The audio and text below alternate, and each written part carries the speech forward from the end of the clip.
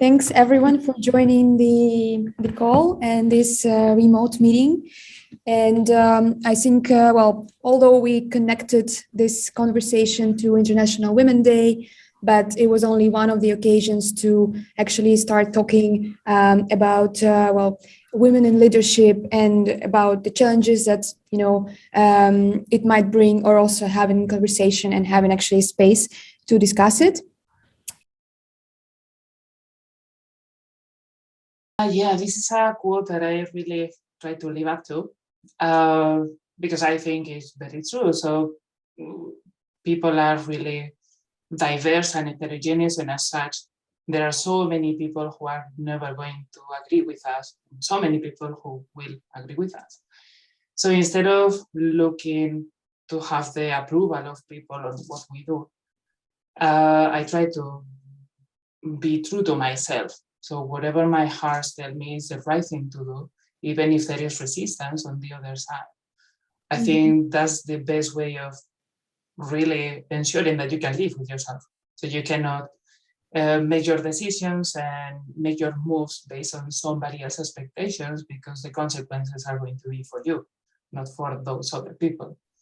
So this is why I think this is a good learning, not only professionally, but also for life.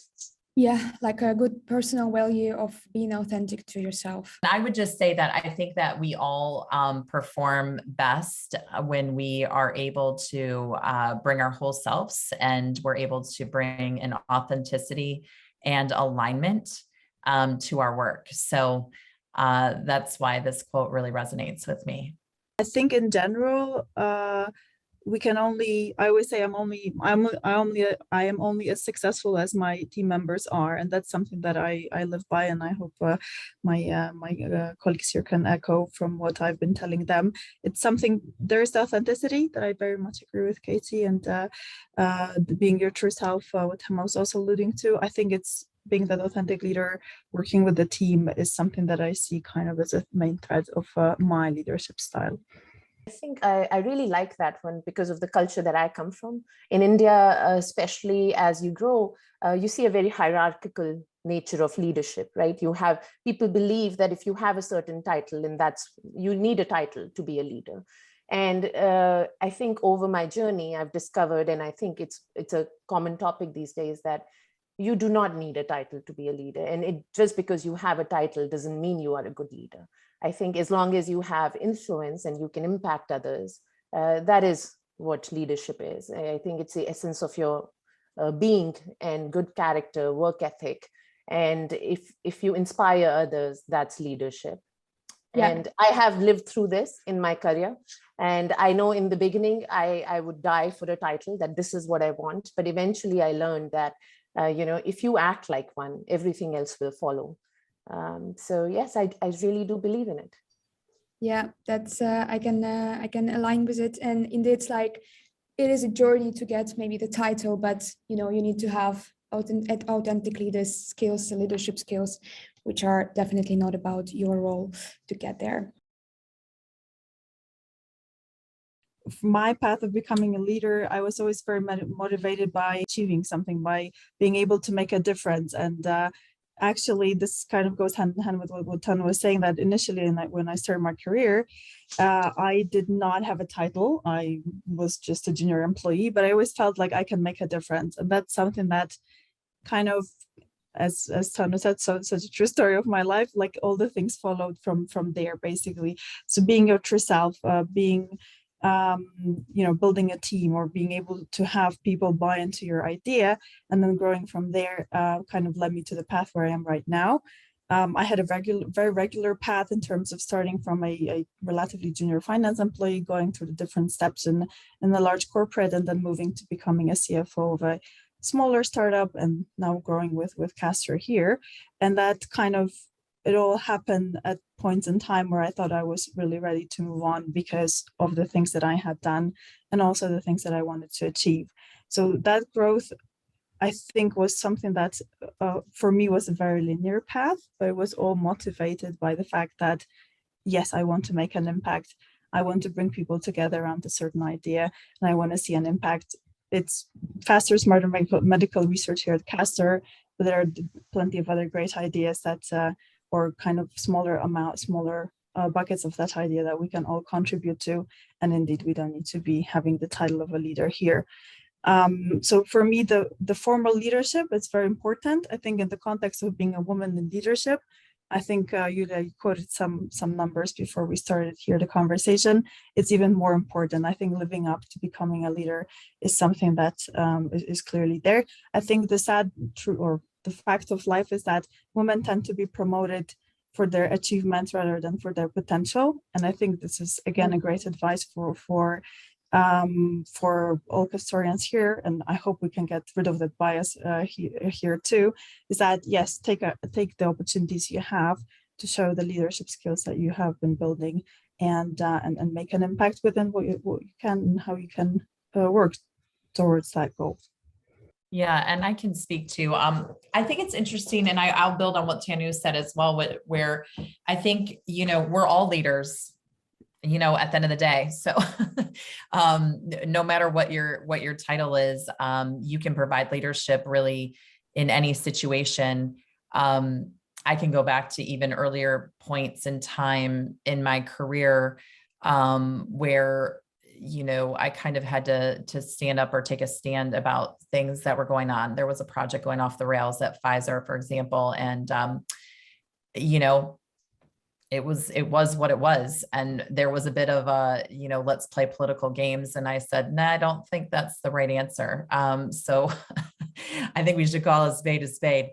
And in that instance, I actually did take on my boss, which was interesting. And we had a very, very good relationship, still do, as a matter of fact, all these years later. He was a huge supporter, a huge advocate. And that's one thing I want to say too, to all the gentlemen that are on the line today. Allyship is necessary for women, and having support in career advancement. I think that's something I realized a long time ago as well. There's no real value in women just having conversations with each other about women in leadership. It's this idea that we create allies as well.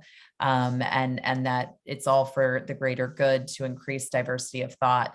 But getting back to kind of that Pfizer story, it wasn't easy. It was scary. It was very, I was terrified to take on my boss in this particular example, but it was the right thing to do. So I think that, again, at every stage of the game, you have the opportunity to provide leadership. The other thing that I talk a lot about is that, and this in some ways, it's specific to men and women, but I think women in particular, I think Yulia asked the question, did we always want to be leaders, or did I know I was a leader?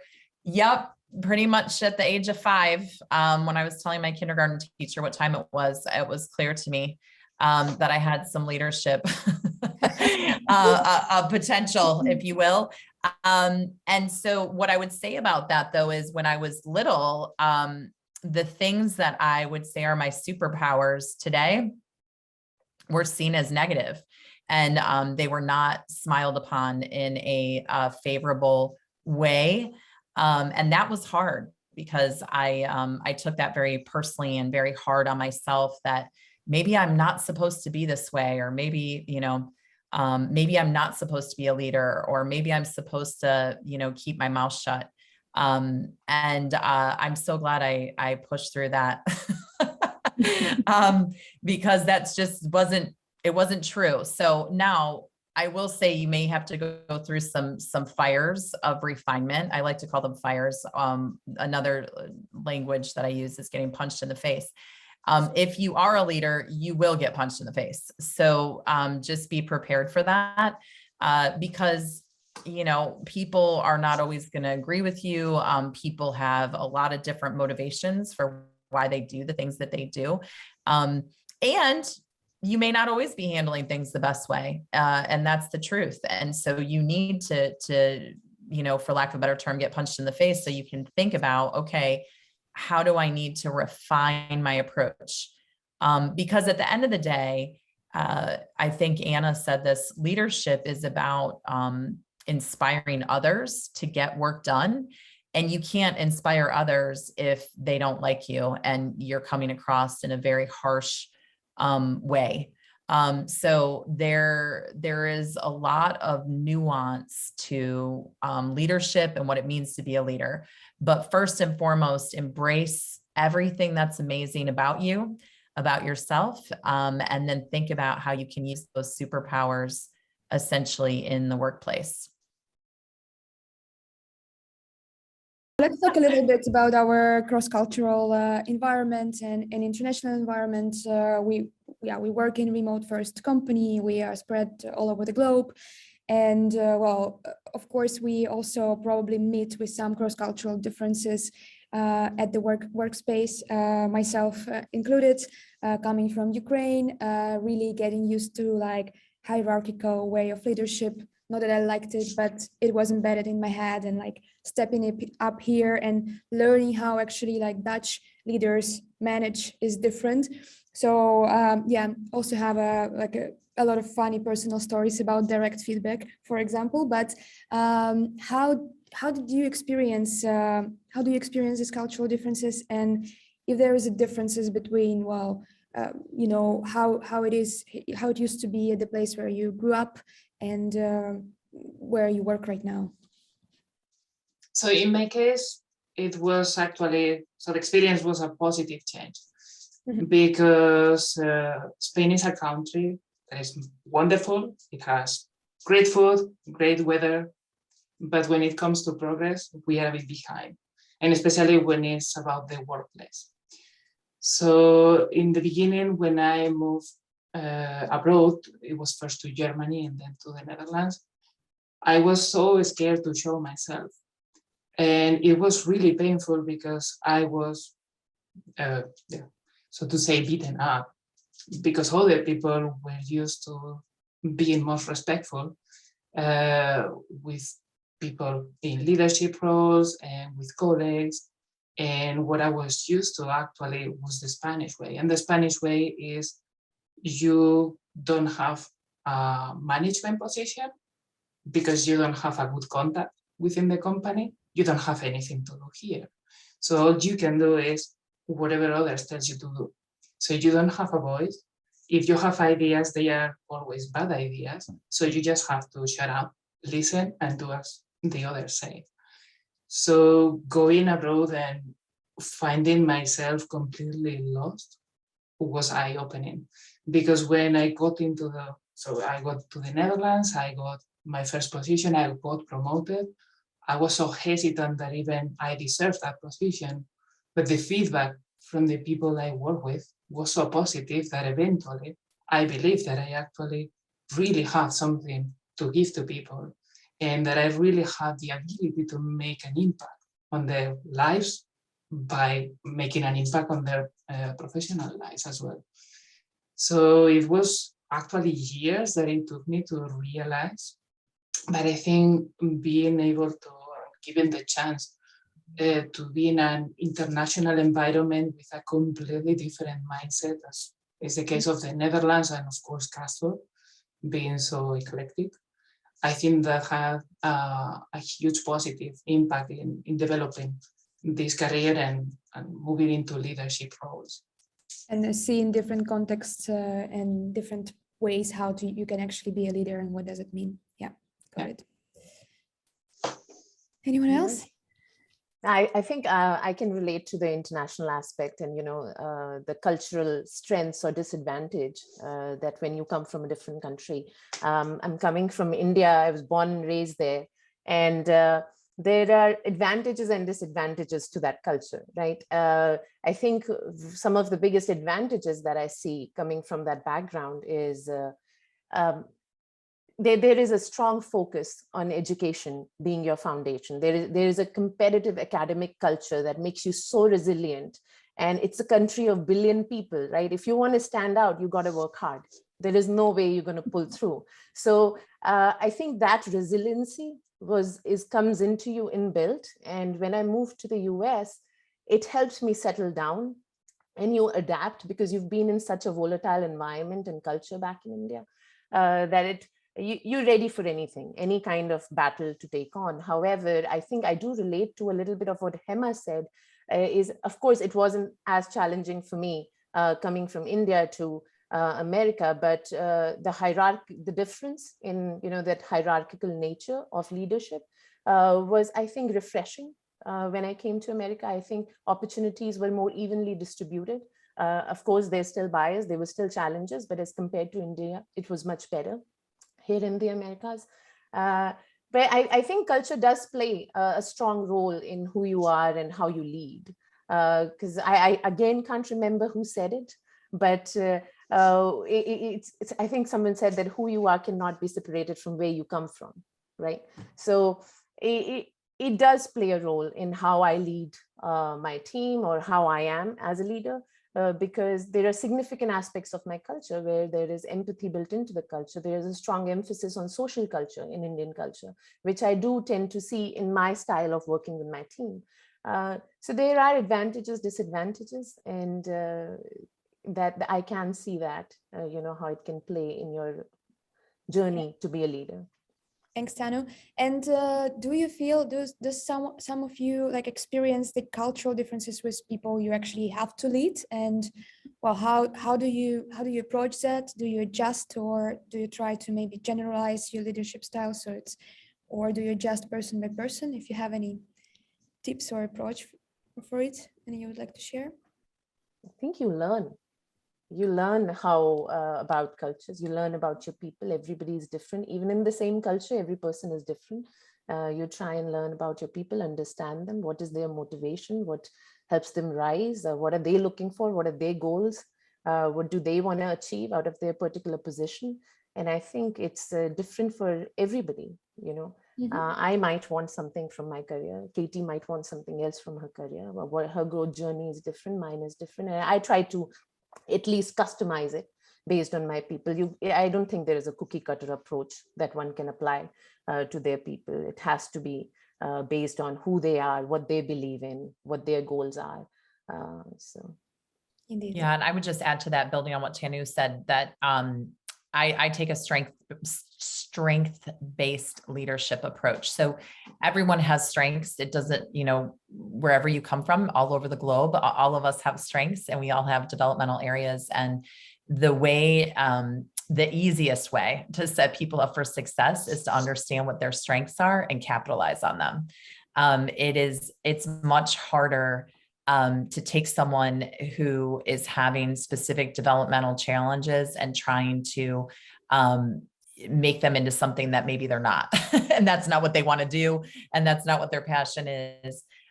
So I think really understanding what motivates people and what they care about. So very similar to what Tanu said, I think each person is definitely an individual. Yeah, thanks. And not to try to fit people in the same box, sort of.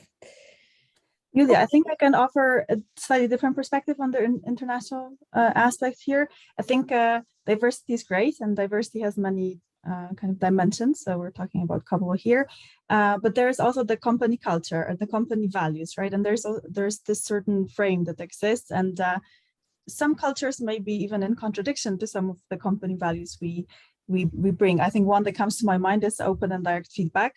This is not in every culture a kind of accepted norm. And I can echo what Katie was saying. I myself, I grew up in Poland, very direct and maybe not as direct as Dutch, but not far from their communication style. And being negative or just stating facts as they are is nothing to be frowned upon, just kind of fact of life. And I remember my first feedback session when I started working was exactly, Katie, what you said. I was told I was someone who can call a spade a spade. I actually had to Google after the alignment what that actually meant. So someone who is too honest, kind of too straightforward, right? And that's something that I kept kind of working on, because I understand that it can be too harsh for other people. And I think that's also good, right? I think we are here respecting each other and working together within the frame of Castor values, which I think we all like and agree with. There is an opinion that to become a leader, you need to have like relatively masculine character traits. So to be dominant, to be confident, in some ways, somewhat aggressive, like to be able to be ready to get punched in the face, as UKT said. Do you agree with that? And like, do you maybe think, well, there is some alternative to it? And yeah, what's your opinion about it? Yeah, I mean, I'll start because some of you may know that I wrote a book. And I start the book by saying, I'm definitely a woman, not a man. And I've never tried to be, you know, from the masculine perspective. Although I have to say it's definitely interesting. And being a woman in leadership, there are differences, I think, and there are challenges. I would say one of the differences that I've seen and I write about actually in the book as well is one thing that men do really well is they help each other. And it's very obvious, you know, as I've climbed the ranks at very large companies and even at smaller companies, the relationships that these men form with each other, it's not about whether they're best friends. That's not it. But it's how they think about leveraging the relationships they have with each other, and they help each other. So they, you know, they put each other forward for promotion. They are in the room, you know, talking each other up, you know, there is this kind of camaraderie. And that is one area that I've seen lacking in women. Whereas so you have to remember, I'm really old, right? I'm probably one of the oldest Castorians there is. I'm like a dinosaur, but I'm 45. So I've watched, you know, and in the early part of my career, there were very few women that I could even really look up to or emulate. And the women that were in those roles actually were very angry. Many of them were very angry because they fought very hard, you know, to get there. And there was this idea of scarcity. And so I just want to submit to all of you that, you know, there is not scarcity, there is abundance, and we should all kind of operate from abundance, a place of abundance. And that if we're all focused on bringing our unique skill sets and everything that we do amazing to the workplace, and we are focused on helping each other, which is my full mission in life these days, is how can we help each other, and how can we, you know, pull someone else up, and how can we recommend someone for a promotion, recommend someone for that job. You know, we need to do that better. And so we need to start creating, I don't know what to call it yet, because the old school, you know, it was called the old boys club, right? And I don't really like being the old girls club. And then I wrote a book about elephants, and they're called cows, and I'm not for it. So I haven't found the right, you know, kind of language yet, but I think the more that we can support each other, the better. And I think it helps everyone, and it helps the diversity within our companies and the diversity of thought. Indeed. It's sisterhood, Katie. Hashtag sisterhood. Yes, indeed. I like it. Sisterhood, way better than the cows, that's for sure. So maybe this is this is one of the things or steps moving forward we can actually create at Castor, well, as just encouraging each other, but also maybe somehow formally. Great. Anyone else have a thoughts on this?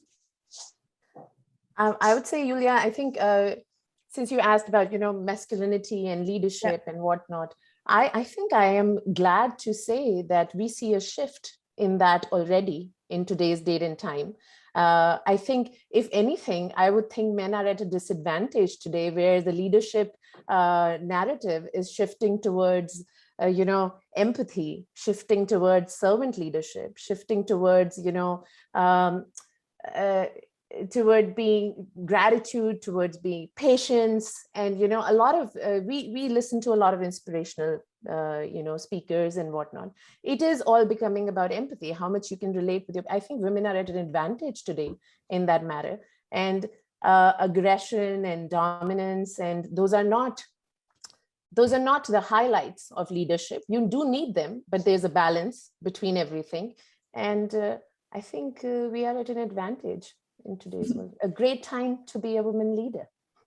Indeed. And also, I mean, these current times with a lot of movements and a lot, like years with activism and movements are actually bringing us to the place where we can, like, men and women can balance it out. And of course, not every man is masculine, having masculine traits and vice versa, but indeed.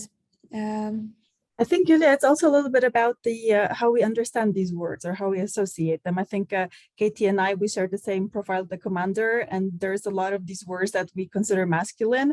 And I reflect on that. Yes, I heard these words before, but they are rarely used in the context of male leadership, actually, per se. So we tend to kind of assume those, but we describe men in a slightly different way, and certain behaviors that women exhibit tend to be quickly kind of associated with those words.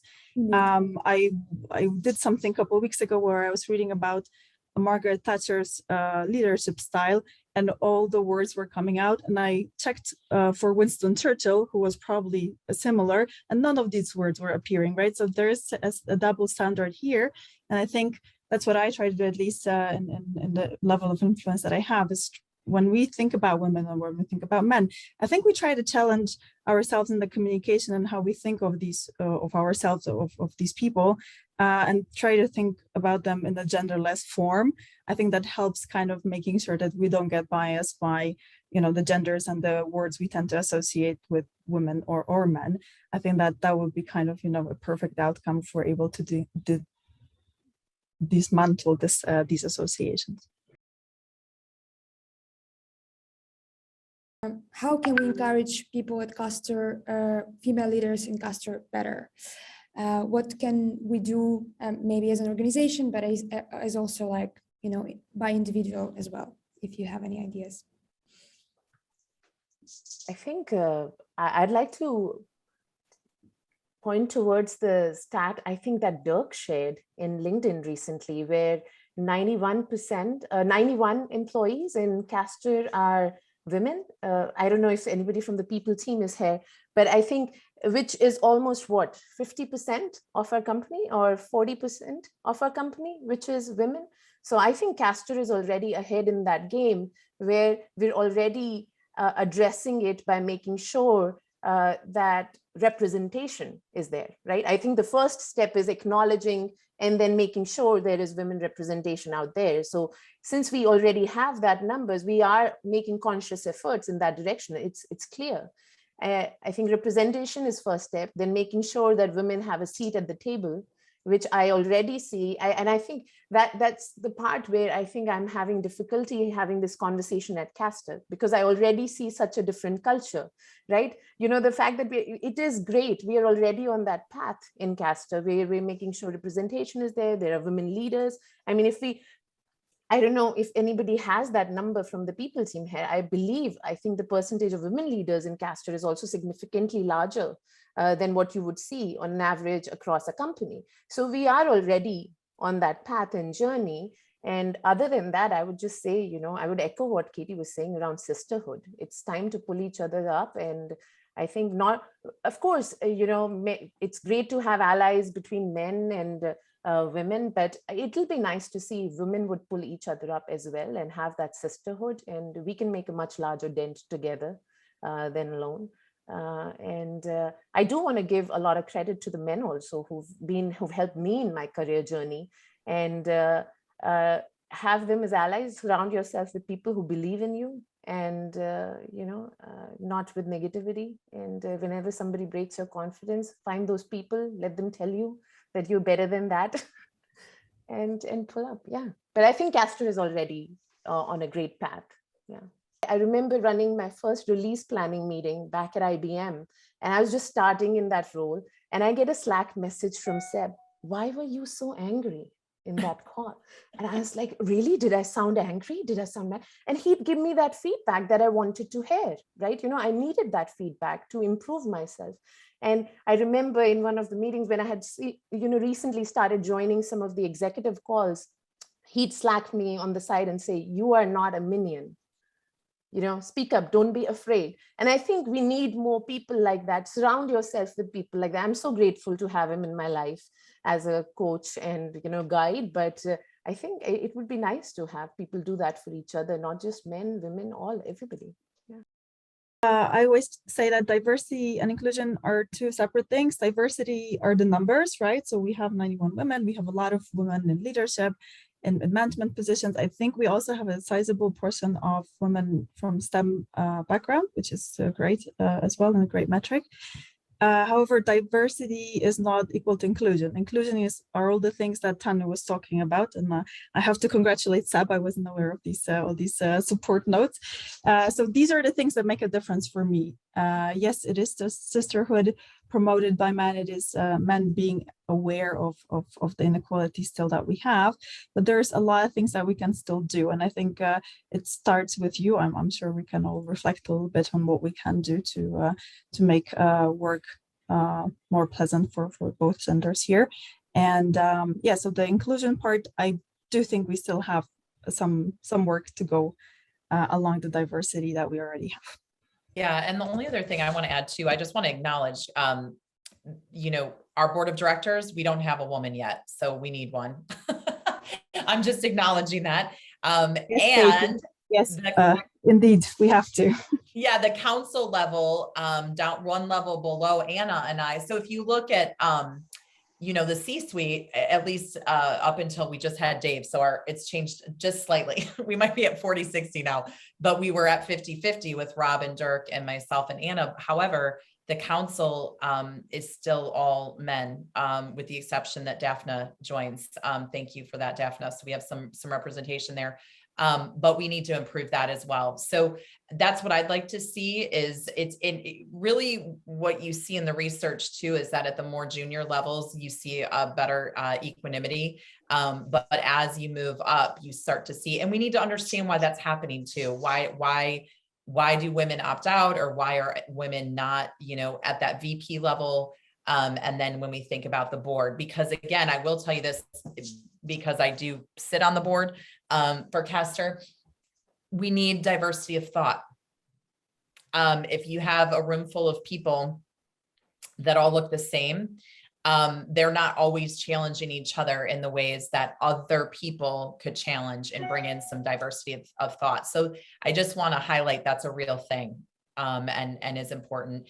And it's an opportunity for Castor. So I think the 91 women that we have, and we're almost at 50% of the, of the company, is amazing. And then how do we continue to promote women into those roles? Thank you so much for this discussion today.